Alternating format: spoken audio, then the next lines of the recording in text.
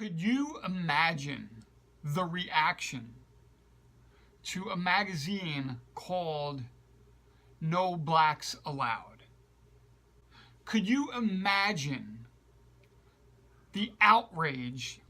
Well, according to the Washington Times, at the University of San Antonio, Texas, students are launching a magazine called No Whites Allowed.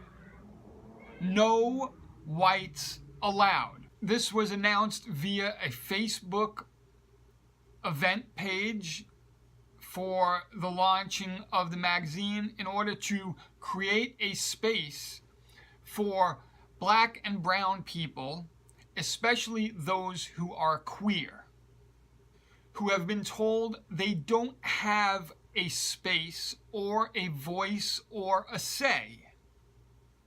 Now, I don't know what era the University of San Antonio, Texas is in, but in 2018,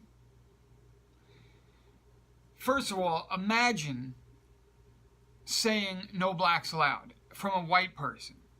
I mean, there'd be protests in the streets, fake news, it would be non-stop headlines about the crazy white supremacists who have made a magazine saying no people of color allowed.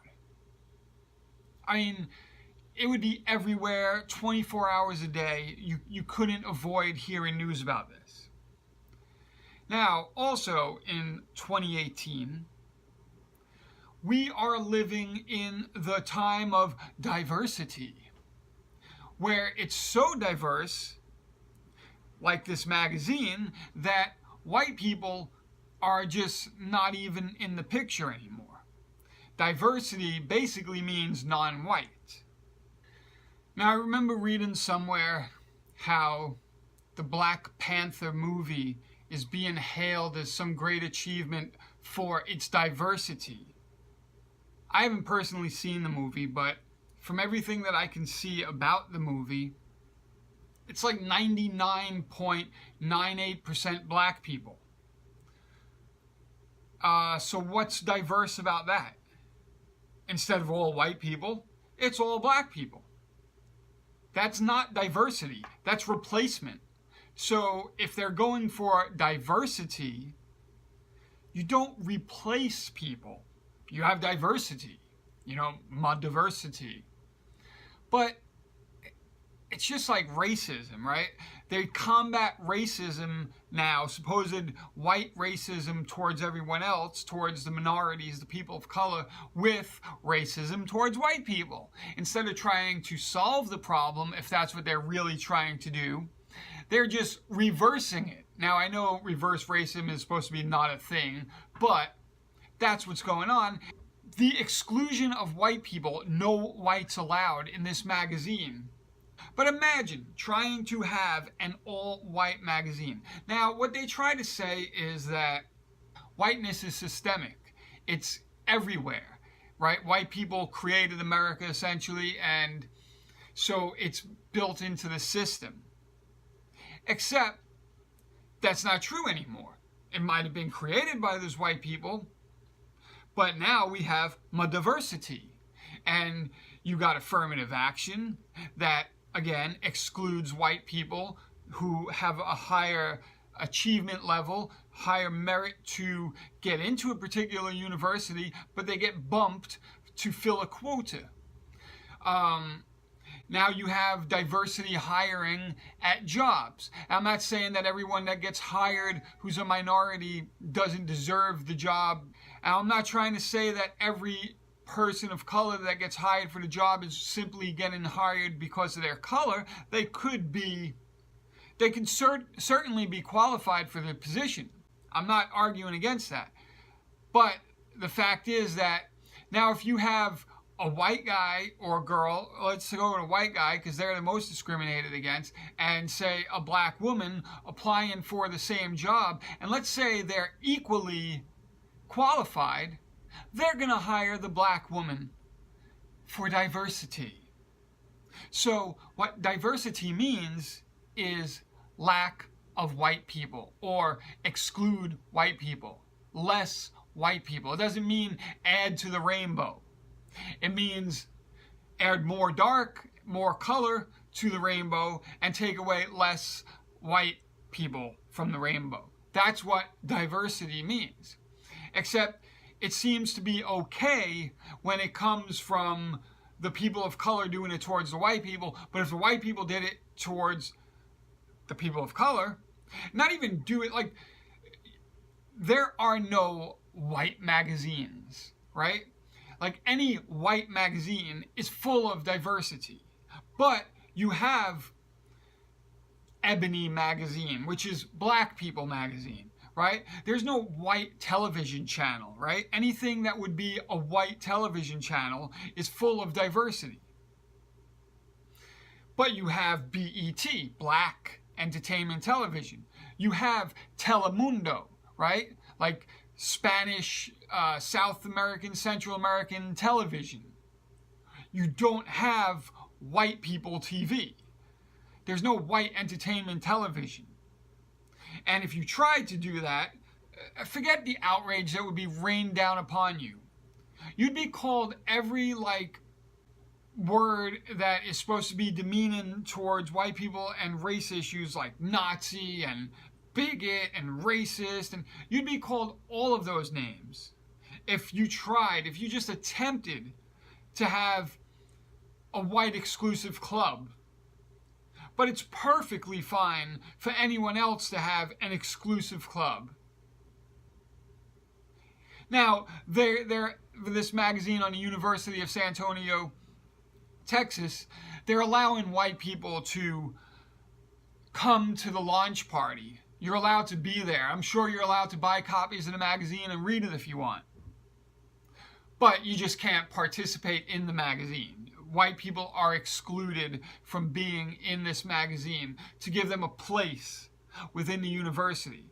And it's also heavily focused on the LGBTQ community. I think there was another letter or two that was in there, but I can't find it in the article. Now, I'm assuming that this is also just people of color LGBTQ students. Hold on a second. It's LGBTQA. I'm not sure what the A stands for, but for LGBTQA creatives.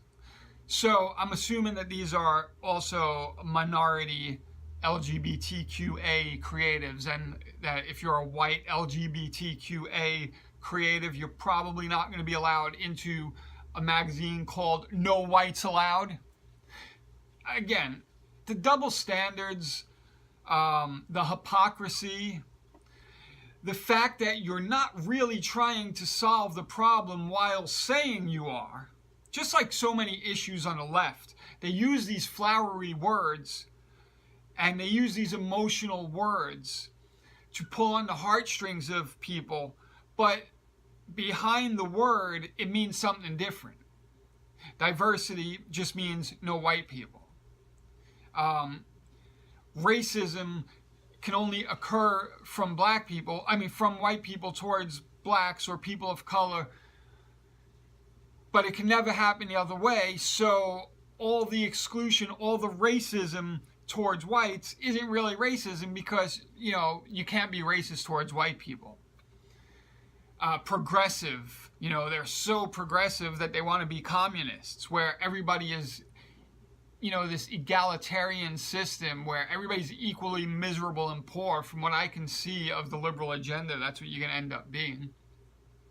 So all these words, it's 1984, it's newspeak, it's doublespeak, it's just, they make you sound, they make it sound like they're progressive, generous, helpful, liberal, but they're really authoritarian. Liberals are the most authoritarian. Look who's trying to shut down the free speech everywhere. Liberals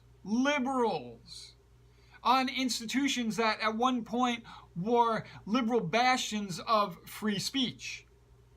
Now, I have a theory about that, because I used to be what I would consider a leftist way back before I discovered Ron Paul in 2007. But and I thought that the left was anti-authoritarianism.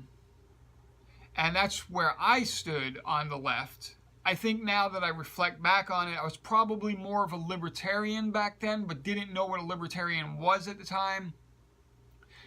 But then I realized the left has always been anti-authoritarian when they're not in power.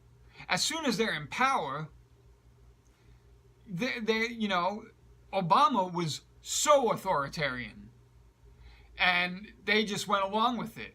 They didn't complain. They weren't marching against Obama. I mean, he was droning the Middle East, bombing the Middle East. He re-upped the Patriot Act. All sorts of authoritarian rules and regulations were put in place by Obama. The left didn't say anything about it. So I realized that the left isn't really about freedom. They're about their agenda. They're only anti-authority when they're not in power.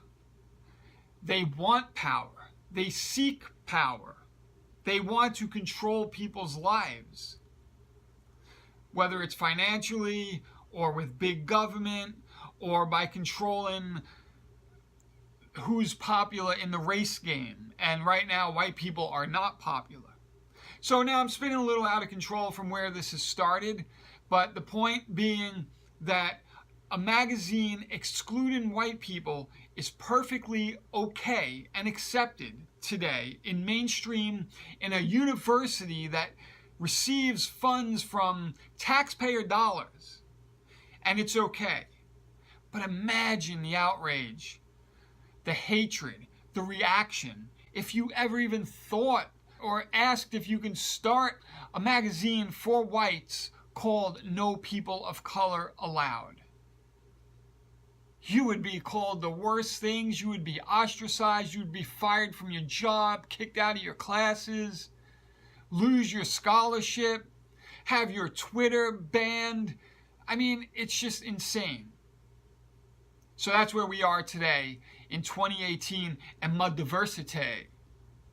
All right, that's all I got for now.